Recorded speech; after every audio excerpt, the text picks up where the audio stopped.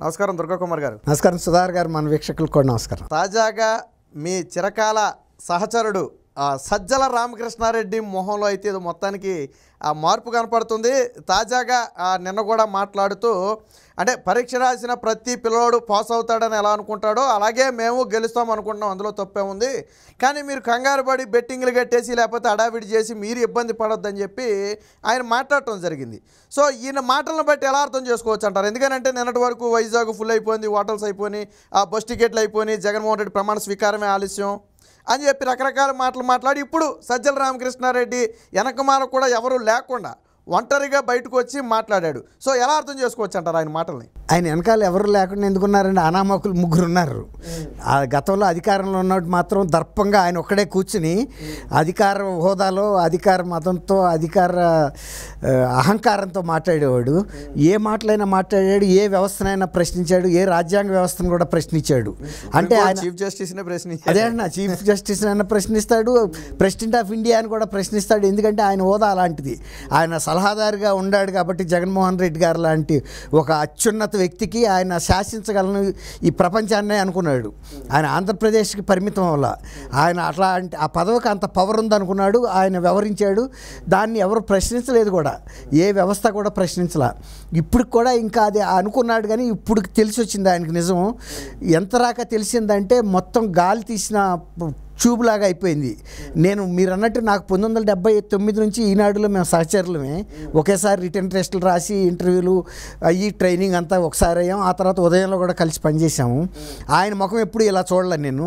అసలు ఆయన అధికార దర్పం అసలు జగన్మోహన్ రెడ్డి గారు కూడా ఎప్పుడు అలా లేడు.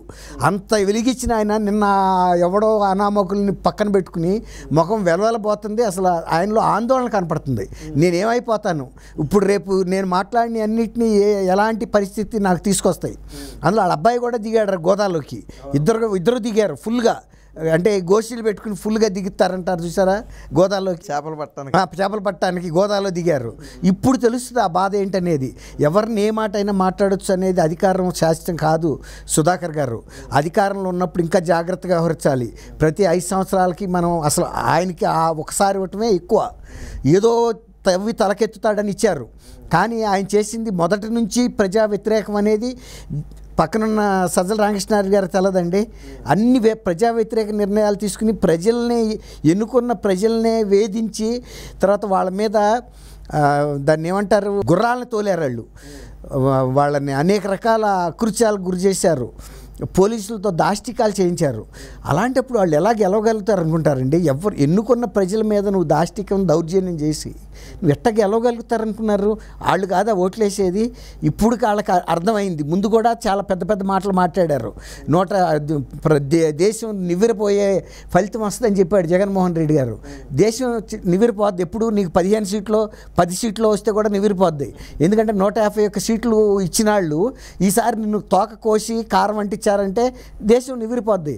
అంత ప్రజా వ్యతిరేకత ఈ 5 ఏళ్లలో ఎలా తెచ్చుకున్నావని. అసలు నీకు ఇంతమంది సలహాదారులు ఉన్నప్పుడు, ప్రజలకి ఇంత వ్యతిరేకమైన నిర్ణయాలు, ప్రజల మీద ఇన్ని దౌర్జన్యాలు దాష్టికాలు చేస్తున్నప్పుడు సలహాదారులు బాధ్యత లేదా అండి? మన ప్రభుత్వం ప్రజల మీద ఎందుకు ఇలాంటి దాష్టికం చేస్తున్నాం? మనం ఎన్నుకుంది వాళ్ళు, మనం వాళ్ళకి మేలు చేయాలి అనేది వాళ్ళు మర్చిపోయారండి. ఇది శాశ్వతం. వాళ్ళు ఏమనుకున్నారంటే 30 ఏళ్ల పాటు ఇక 151 కాదు 141 అయినా మనకే ఇస్తారు కాబట్టి 30 ఏళ్ల పాటు ఎలా అయినా శాసించవచ్చు అనుకున్నారు. ఇప్పుడు సొంత బాబాయినే చంపిన ఆయనకి ప్రజల మీద ఏం బాధ ఉంటుందండి? ఇంకా పైగా ఆయన్ని రాజకీయంగా ఎవరైతే చంపారో దాన్ని చంపిన వ్యక్తికే ఇవాళ మళ్ళీ ఆయన టికెట్ కూడా ఇచ్చాడని కుటుంబం మొత్తం మొత్తుకుంటుంది కదా. కిందసారి తల్లి బైబిల్ పట్టుకుని నిన్ను గెలిపించమని రాజన్న ప్రభుత్వం సృష్టిస్తామని చెప్పి ప్రజలను అర్థిస్తే వాళ్ళు ఆమె మీద ఉన్న గౌరవంతో ఇస్తే ఇవాళ రోజున నువ్వేం చేసావు? ఆమె అసలు నీ తరపున మాట్లాడే పరిస్థితి కూడా లేదు కదా. కనీసం షర్మిలనన్నా గెలిపించమని అడిగింది ఆమె, ఆయన వారసుడిగా. నిన్నైతే చెప్పలేదు కదా. ఎందుకంటే ఇప్పటికే ఆమె తప్పుని చెందింది, ప్రజల ముందు ఆమెకు ముఖం లేదు. తర్వాత ప్రజలు ఎంత అవస్థపడ్డారో కుటుంబంలో ఆమె కూడా అంత అవస్థపడింది. అందుకనే ఆమె మేము కూడా అవస్థలు పడ్డాము, మేము సుఖపడింది ఏం లేదు. జగన్మోహన్ రెడ్డిని ముఖ్యమంత్రిని చేసి మీరు ఎంత బాధలు పడ్డారో మా కుటుంబం కూడా అంత బాధపడ్డట్టు ఇండైరెక్ట్గా ఆమె ఒక మెసేజ్ కూడా ఇచ్చింది. కేవలం షర్మిలను మాత్రం మీరు గెలిపించమంది. కాబట్టి అధికారం అనేది ఇప్పుడు కూడా సజ్జల రామకృష్ణారెడ్డి గారు ఒక జర్నలిస్ట్గా వెళ్ళాడండి. ఆయన నోటమ్మటి ఏ మాట అంటే ఆ మాట వచ్చినాయి. పోలీస్ అధికారులను సామాజిక వర్గాలు అన్నాడు, అది అన్నాడు, ఇది అన్నాడు, అమరావతి గురించి ఇష్టం వచ్చినట్టు మాట్లాడాడు ప్రలాపనలో. 3 రాజధానులు చేస్తాం, మమ్మల్ని ఎవడ ఆపుతాడు? మిమ్మల్ని ఎవడ ఆపలేడు. ఎన్నికలు వచ్చినప్పుడే. ఇప్పుడు రీకాల్ సిస్టమ్ కనుక ఉంటే ఎన్నికైన సంవత్సరం లోపు కూడా ఈయన్ని రీకాల్ చేసేవాళ్ళే. మన ప్రజాస్వామ్య వ్యవస్థలో రీకాల్ సిస్టమ్ లేదు. తప్పు జరిగిందంటే 5 ఏళ్ళు భరించాల్సిందే. కాబట్టి 5 ఏళ్ళు మౌనంగా భరించారు, కన్నీళ్లతో భరించారు, బాధలతో భరించారు, రక్తం సమర్పించారు ప్రభుత్వానికి ఎన్నుకున్నందుకు. ప్రజల రక్తం తాగింది. ప్రతి సంవత్సరం 60,000 కోట్ల రూపాయలు ఈ లిక్కర్ ద్వారా పిండారంటే ఆయనే చెప్పాడు కానీ ఆడబడుచులు తాడిబొట్లు తెగనివ్వనని. నువ్వు ఇంకా ఎక్కువ తెంపావు. అంతకుముందు కనీసం ఒక standard liquor, Indian made foreign liquor అని బ్రాండెడ్ లిక్కర్ తాగినప్పుడు ఇంత రేటు లేదు, ఇంత అనారోగ్యాలు రాళ్ళకి. కానీ నువ్వు వచ్చిన తర్వాత నీ సొంత బంధువర్గానికి డిస్టిలరీలు పెట్టించి వాళ్ళ దగ్గర కొని తక్కువ క్వాలిటీ ప్రజలు అసలు ఉపయోగించడానికి పనికిరాని బ్రాండెడ్లన్నీ కూడా తీసుకొచ్చి పెట్టి ప్రజల నుంచి దండుకున్నావు. ఇవాళ ఎన్నాళ్ళ నుంచి వాళ్ళు సఫర్ అవుతున్నారు. ఇవాళ నీకు ఆడపడుచులు ఎట్టా వేస్తారు? నువ్వే చెప్పావు నాకు ఓటుకు రానని. ఒకవేళ నువ్వు వెళ్ళినా కూడా వాళ్ళు ఎగిరు. ఎందుకు ఎగిరంటే వాళ్ళకి ఎన్ని కష్టాలు చూడాలో అన్ని కష్టాలు చూపించావు నువ్వు. ఇక్కడ ఒకటి, మీరెవరో కూడా తొందరపడి బెట్టింగ్లు గాయొద్దు అని చెప్పి ఒక మాట అయితే చెప్పాడు ఆయన. ఏంటంటారు దాని ఇంటెన్షన్ ఏంటంటే? ఇంటెన్షన్ ఏమీ లేదు సుధాకర్ గారు. పరోక్షంగా మేము ఇది రాజకీయ వ్యూహంతో ఆడుతున్న క్రీడ, ఇది మేము గెలిచేది కాదు, వైజాగ్లో ప్రమాణ స్వీకారం చేసేది లేదు. ఈ 4 రోజుల పాటు ప్రజల ముందు ఆత్మతృప్తి కోసం ఆడుకున్న జీవంతరంగాల్లో ఘంటసాల గారు పాడతాడు చూసారా, ఆత్మతృప్తికై ఆడుకునే నాటకం అని. ఇది ఆత్మతృప్తి కోసం ఆడుకున్న జగన్ నాటకం.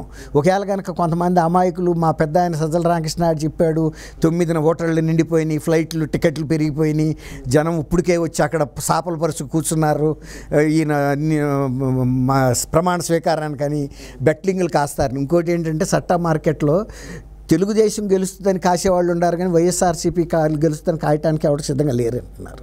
ఇంకా వాళ్ళు 4 రెట్లు ఎక్కువ ఇస్తామంటున్నారు. ఒకవేళ కనుక ఎవడన్నా వైఎస్ఆర్సీపీ కనుక గెలిస్తే 1,00,000కి 4 లక్షలు ఇస్తామన్నా కూడా ఎవడో కాయటానికి సిద్ధంగా లేరు. ఇంకా ఇది నమ్మి మోసపోతారు. మళ్ళీ వీళ్ళ మీద వచ్చి పడతారు కదా, మీరు చెబితేనే అని. ఇప్పుడు రేపు అక్కడికే వస్తారు ఆయన తాడేపల్లి ఇంటికి. అప్పుడు సజ్జల రామకృష్ణారెడ్డి ఎమ్మడి పడతారు. ఇట్లాంటిదే ఒక చిన్న ఇన్సిడెంట్ గుర్తొస్తుందండి. లిబియా డిక్టేటర్ ఉండేవాడు కల్నల్ గడాఫీ అని. ఆయన దేశాధ్యక్షుడిగా చేశాడు.